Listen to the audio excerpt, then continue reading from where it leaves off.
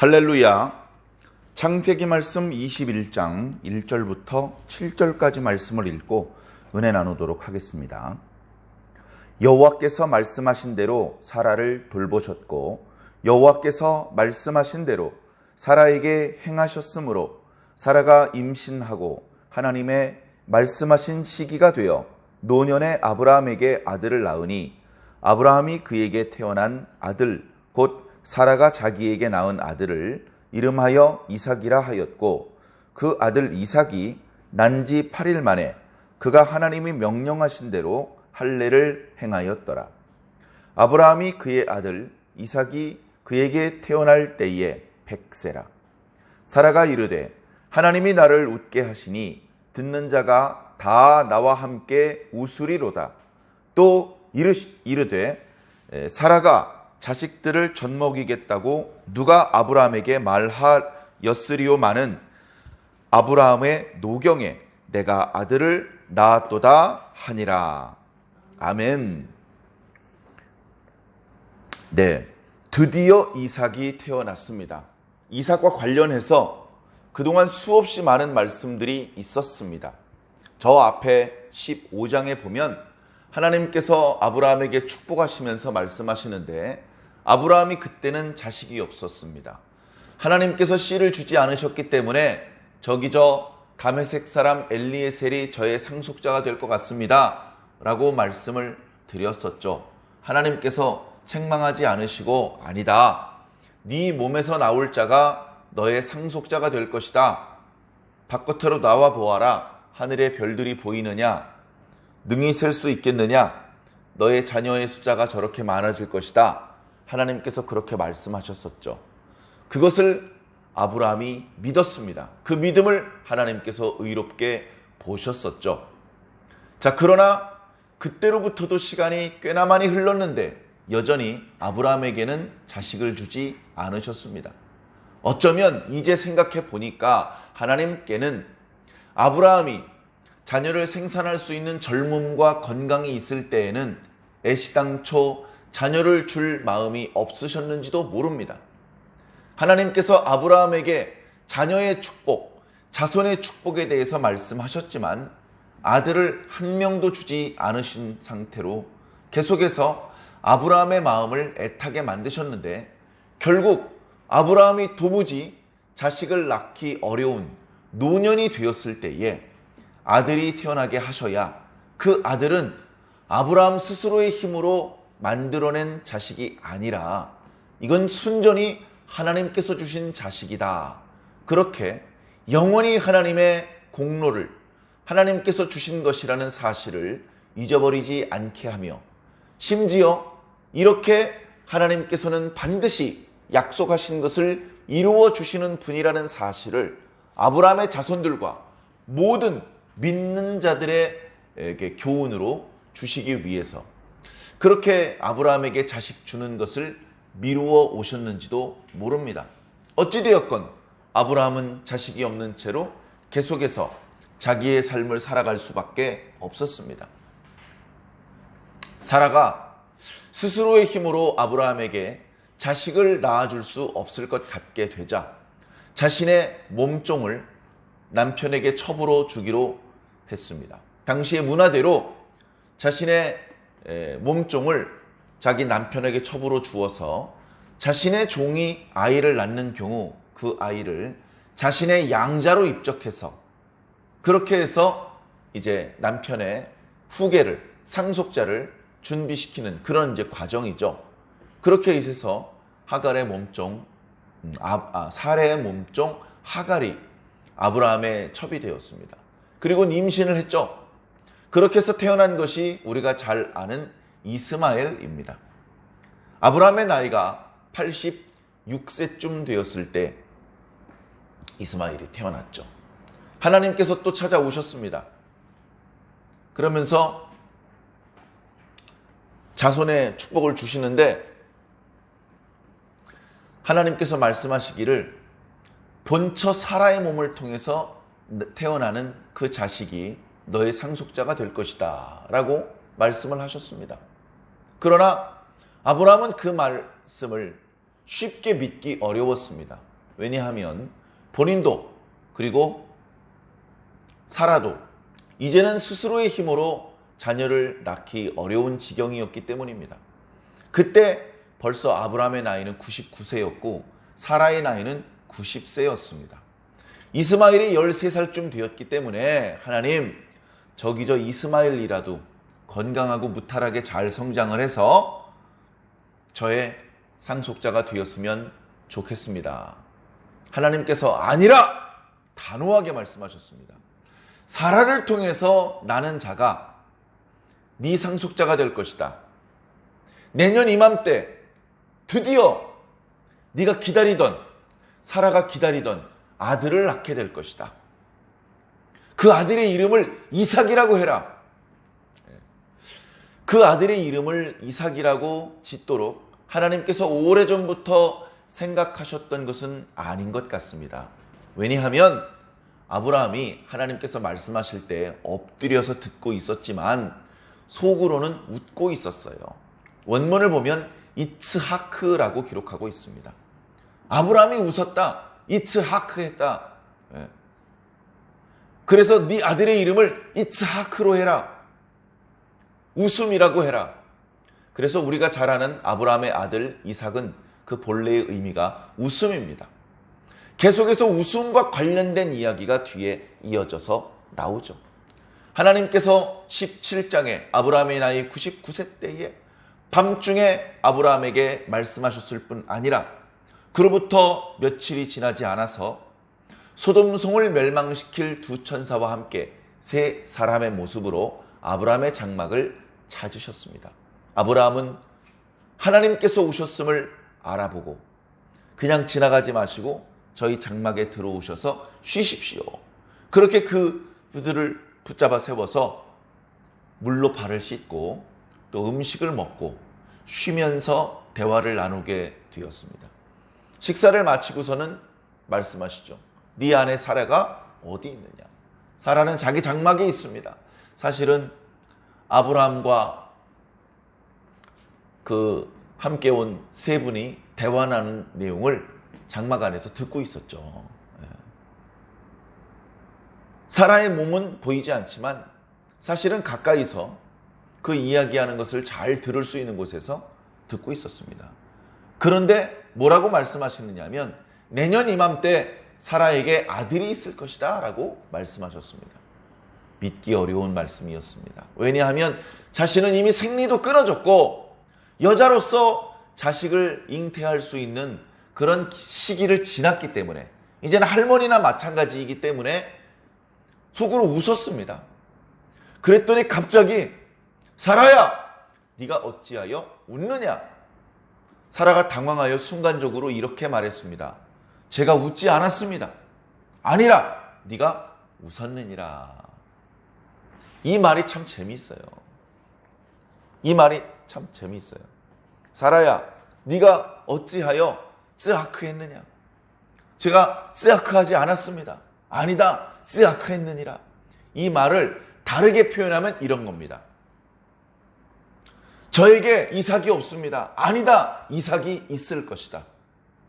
같은 단어를 쓰고 있기 때문에 그렇습니다. 우여곡절이 있었죠.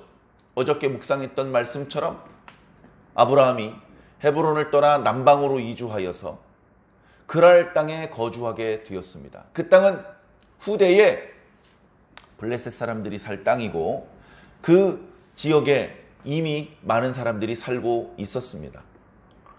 그 선 거주자들의 사는 지역의 모퉁이, 오늘날로 말하면 브엘세바 쪽에 이제 아브라함이 터를 잡고 살고 있었는데요.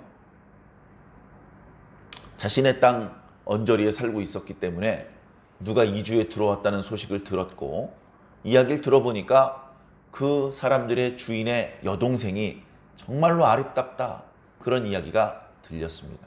아내라고 하지 않고 누이라고 했기 때문에 사람을 보내어 첩을 삼으려고 그 여자를 이제 데리고 왔는데, 그런데 하나님께서 막으셨죠. 이 여자는 남편이 있는 여자다. 이제 아비멜렉에게 그 여자는 내년 이맘때 이삭이라고 하는 아들을 낳을 것이다. 나는 저쪽에 있는 저 아브라함을 선택했고 그에게 많은 복을 주었고 그를 통해서 내 뜻을 이룰 것인데 그 뜻을 이루기 위해서 그에게 상속자가 태어나야 되는데 지금 그 상속자가 네가 오늘 낮에 끌고 온 사라라고 하는 여자의 몸속에 있다. 그 여자를 건드려서 되겠느냐? 이런 말씀까지 주지는 않으셨죠. 이 말씀에는요, 단계가 있고 수준이 있는 것 같습니다. 아비멜렉에는 그런 하나님의 계획과 놀라운 비전에 대한 말씀까지 주지는 않으셨습니다. 다만 당시의 아비멜렉이 악한 사람이 아니었기 때문에 오히려 그가 범죄하지 않도록 하나님께서 막아주신 것이죠. 그런 우여곡절을 지나서 다시 돌아왔습니다. 그리고 오늘 말씀에 드디어 이삭이 태어났습니다. 성경에 수없이 많은 사람들이 출생하는 이야기가 나타나지만 예수 그리스도께서 출생하신 것을 제외한다면 여기 이 이삭이 출생한 것이야말로 정말 큰 기쁨이고 경사에 해당되는 그런 놀라운 그런 순간이었습니다. 그 순간을 오늘 말씀은 참 무언가 강조하려는 듯이 표현하고 있습니다. 자, 오늘 말씀 1절에 똑같은 표현이 두 번 나타나고 있습니다. 그 표현은 바로 여호와께서 말씀하신 대로라는 표현입니다. 원문에는 약간 비슷한 단어를 바꾸어서 쓰기는 했지만 의미는 똑같습니다. 이 모든 일은 이삭이 태어난 것은 91세의 할머니가 아이를 출산하게 된 것은 100세의 아브라함이 노년에 자기 몸에서 태어난 아들을 품에 안게 된 것은 다 하나님께서 말씀하신 대로 된 것이다. 언제 그런 말씀을 하셨습니까? 17장과 17장에 이미 말씀하셨잖아. 저 앞에 15장에서부터 말씀하셨잖아. 그 앞에 12장에서부터 말씀하셨잖아. 아브라함을 통해서 강대한 나라를 만드시고 천하 만민이 그로 말미암아 복을 받게 하실 것이라는 말씀이 바로 이 이삭이라는 아들을 통해서 이어지게 되는 것입니다. 너무나 중요한 연결고리죠. 그 중요성에 비하면 아브라함은 이삭밖에 없었습니다. 이삭밖에 없었어요. 당시에 돌을 넘기지 못하고 죽는 아이들도 많고 가뭄이 있기도 하고 전쟁이 나기도 하고 자기의 수명대로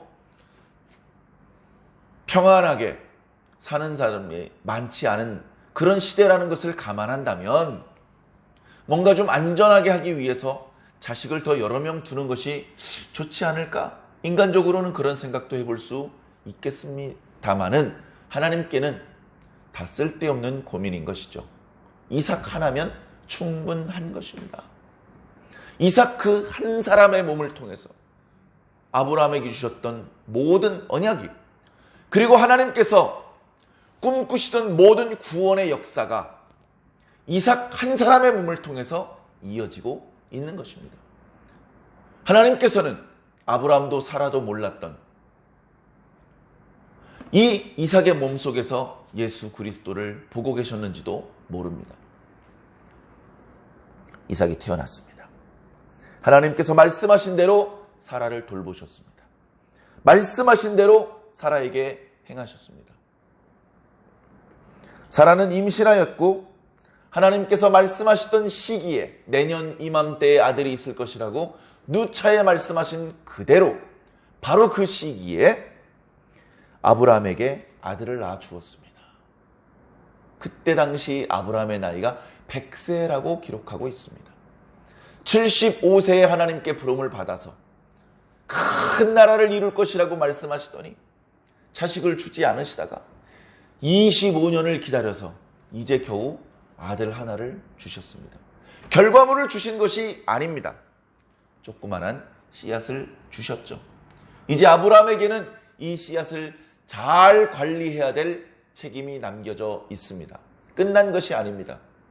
이 이삭을 잘 먹여야 되고 잘 씻겨야 되고 잘 입혀야 되고 잘 가르쳐야 되고 특히 하나님이 누구신지 하나님께서 자신에게 어떤 행동을 하셨는지 하나님께서 그동안 무슨 말씀을 주셨었는지 이삭에게 가르쳐 주어야 됩니다.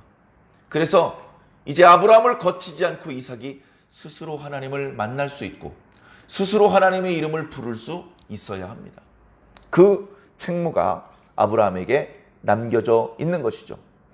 아브라함은 하나님께서 이 아들을 주셨다는 것을 의심하지 않았습니다. 그리고 하나님께서 주셨던 말씀에 순종해서 이 이삭을 태어난 지 8일 만에 할례를 행하였습니다. 6절부터는 사라의 이야기입니다. 사라가 말합니다. 야, 하나님께서 나를 웃게 하신다. 예. 출산하고 몸을 풀면서 불편할 수도 있겠지만 아들을 낳았다는 것이 너무나 큰 기쁨이었습니다.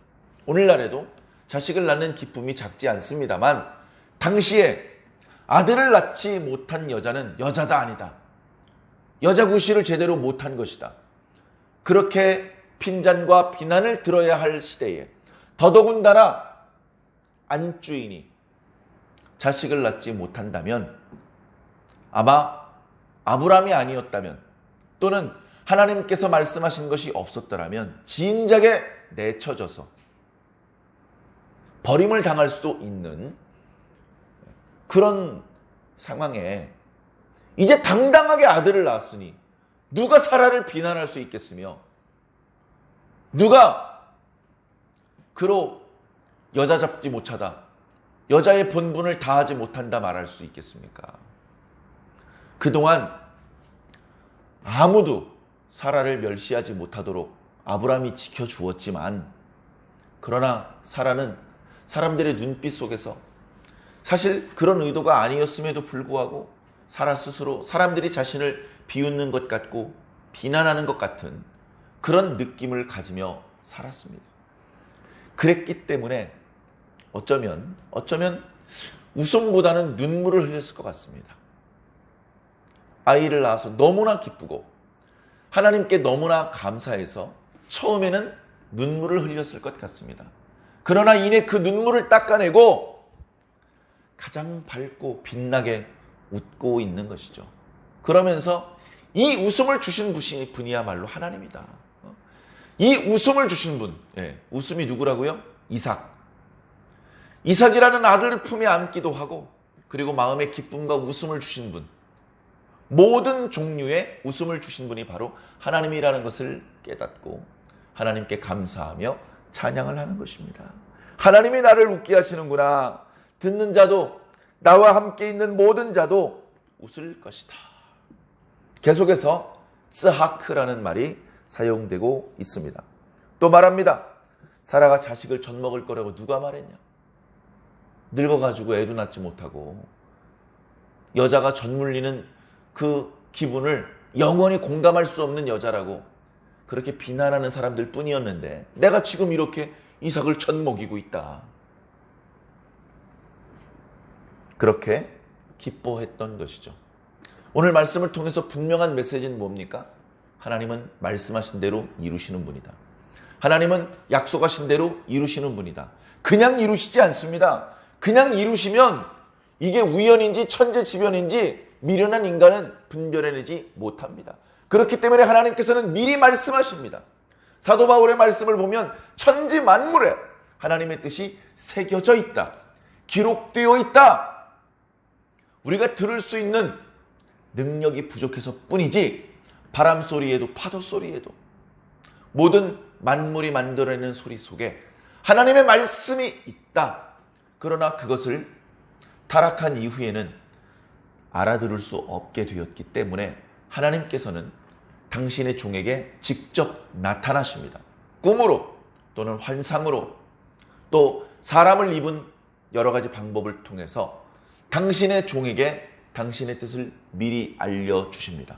당신의 계획을 미리 알려주십니다. 그 일이 이루어지기 전에 먼저 알려주십니다. 그래서 그 사람은 하나님께서 하실 일을 아직 이루어지지도 않았는데 미리 알게 되었습니다. 그렇게 미리 알게 된 사람을 선지자라고 말합니다. 먼저 선자 알지자. 그래서 아브라함도 선지자고 모세도 선지자라고 말할 수 있는 것입니다. 그런데 하나님께서는 당신의 뜻을 그 종 선지자에게 미리 알리실 뿐 아니라 말씀하신 그대로 이루십니다. 어떤 경우엔 그 다음날 이루시고 어떤 경우엔 800년 후에 이루십니다. 아브라함에게 소돔성의 부르짖음이 꽉 찼다, 그렇게 말씀하신 그날 밤에 소돔성을 심판하셨습니다. 그렇게 하나님께서 하실 일을 말씀하신 직후에 곧바로 당신의 뜻이 이루어질 때도 있고, 이사야 선지자에게 처녀가 잉태하여 아들을 낳을 것이니 그의 이름을 임마누엘이라 하리라 라는 말씀은 800년 후에 이루어졌습니다. 그래서 그 말씀을 받은 선지자도, 그 말씀을 외쳤던 선지자도, 그 선지자의 말씀을 들었던 당시의 백성들도 그 말씀이 성취를 직접 목격할 수 없어서 이게 하나님의 말씀이 맞아? 이루어진 거야? 안 이루어진 거야? 분별하기 어려운 그런 말씀도 있습니다. 그렇게 선지자들을 통해서 주셨던 말씀이 선지자의 생애를 넘어 먼 미래에 이루어져야 하기 때문에 하나님께서는 언젠가부터 선지자들에게 말씀을 기록하게 하셨습니다. 그래서 그 기록이 오늘 우리들에게까지 전달되게 만들어 주신 것이죠. 그러면서 우리로 하여금 깨닫게 하시는 겁니다. 아하! 선지자들을 통해서 주셨던 말씀이 정말 이루어졌구나. 하나님은 살아계시구나. 하나님의 능력은 전능하시구나. 하나님께서 약속하신 것은 반드시 이루어지는구나. 그래서 오늘 우리들은 예수 그리스도를 하나님께서 약속대로 보내셨다는 것을 분명히 알고 있으며, 예수 그리스도를 통해서 주셨던 모든 말씀도 반드시 이루어질 것이라는 것을 믿고 있습니다. 이 믿음에 흔들림이 없으시기를 부탁드립니다. 때로는 어려움이 있고 우리들의 믿음을 흔드는 상황들이 찾아올 수 있겠으나, 그러나 이 믿음을 잃어버리지 마시고 믿음 안에서 인내하시고 믿음 안에서 평안을 누리시기를 예수님 이름으로 간절히 축원합니다. 아멘.